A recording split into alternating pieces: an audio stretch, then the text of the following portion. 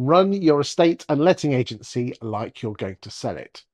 Today, I'm joined by the wonderful Anton Plackowski, who is a former estate and letting agent, and he's here to tell us how he was able to sell his agency for a top price by running his agency in the years before like he was going to sell it. Thanks for joining me today, Anton. Nice to see you, Chris.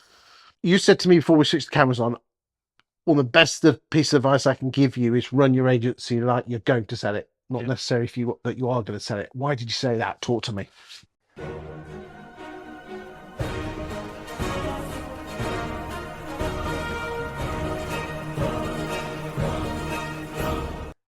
So I've been on the both sides. So I was looking to buy business, and when you go and see a business and you lift up the hood, you're looking at, is this a good thing to buy? Yeah, because you were an agent in the West Midlands. You were North Tamworth, which is a posh bit, just a bit further on the Coalfield. Okay, Yeah. let's go with that. Okay, then it's not as posh as Sutton Royal Borough of Sutton Coalfield. So I know the last time you were an agency was 2014 up until last year, which is 24. You were buying stuff, were you? And you're trying to. Okay, and you said you opened up the bonnet. What did you see? Shit show. Yeah, pretty much. So most people, same as a house really, most people overvalued their business. So I looked at one business that had 150 managed properties. Turnover was okay. You went and looked at it and they made 10 grand profit. So on the face of it looked great, but only made 10 grand profit because then you start looking at their fees, and when they're charging 4% on rooms at 400 quid, 16 quid a go, it's nothing. So it's interesting how many people didn't know their numbers and everybody thought the value was here as opposed to here.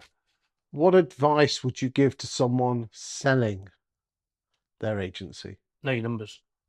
Is that 100%? Is that it? Because if what you're saying is, because the title of the original the video is run your business as if you were likely to sell the business, and if you want to sell your business, you need to know your numbers. Is that it?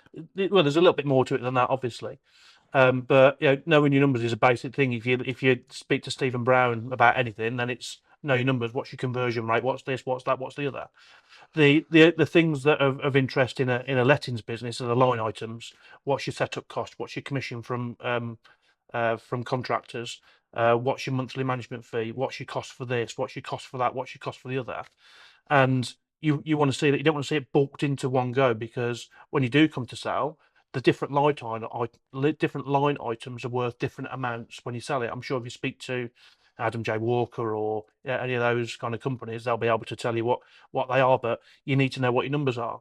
And it's actually interesting when you look into them how little you are charging for things.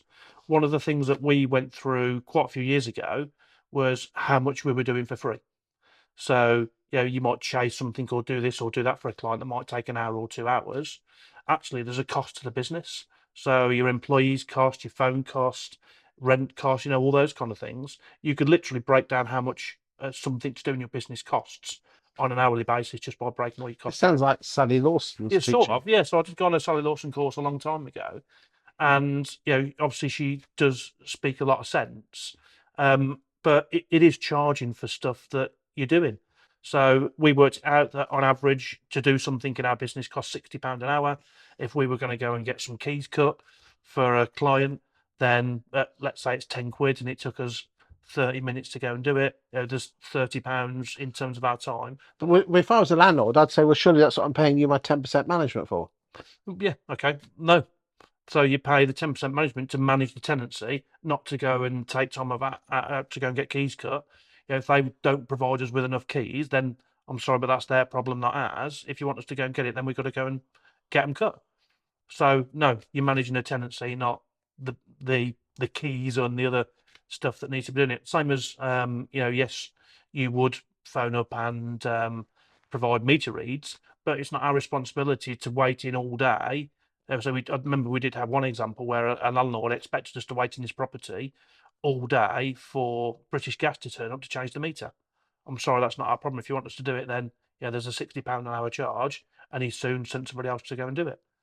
It's not productive time for our business. So are you saying by knowing your business, because obviously to get top dollar for selling your business, you need to know the numbers, you need to break it down. Yep. Are you saying that made you run a better business, even though you weren't selling because you were buying, you were wanting to buy stuff, and it was a pile of shit? Excuse Yeah. my French. No, no. But you then realised that actually you weren't preaching off the same hymn sheet because yours was rubbish as well, probably. Yeah, essentially. So again, all this started with John Paul. So I 100% believe in systemising your business. So as a process for absolutely everything. And my team used to get annoyed with me because, when we were listing a property for sale, there was something like 50 odd points that we needed to hit. Rinse and repeat. Everybody gets the same service by doing exactly the same thing. But those 50 points, you made sure that the service was the same for every client, not rushing something to do it or slow down, we need to do this. And actually following processes highlighted quite a few issues in the things that we were doing, but also on a number of occasions. So one of the things we used to do was get the land reg documents, get the title plan. So many times that those didn't marry, and Mister wanted to sell a property without telling ex-Missus. And there's so many times that I've seen where things have got right to the death, then realise that, oh, somebody else isn't included in the process. So yeah, systemising everything.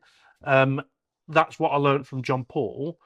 Because if you've got more than one branch doing what they want to do, and you go and buy another one that's doing what they want to do, you're almost compounding your issues. Whereas at least if everybody's following the same process, then So really, what you're saying is, if you want to run your business like it is, you're going to sell it. It all comes down to systemization of your yeah, agency, systemisation process. knowing what you're charging for all the numbers, and then that will enable you to spot any holes Yeah, in terms of the money coming in and yeah, especially out. yeah, and it also when if you look to buy a business or expand. So personally, I wouldn't want to start a business from scratch again. I'd rather buy an existing one, because all the groundwork's done and it's ready to go and they've got a foothold and so on and so on. Is that it enables you to go and investigate a business and see how good or bad it is. If something is being run badly, then as a buyer you can pull the price down, or you can add into the warranties that or that. Whereas if it's all, I'd like to think that my business was turnkey. Paul came in and went, okay, thanks, I'm here. The reality is within 3 days of work, I was gone, and wasn't needed in the business because everybody knew what they were doing. Maybe in the next video we could talk about top tips on what you learnt about selling your letting agency. Yeah, no Thank you problem. for your time today. No problem.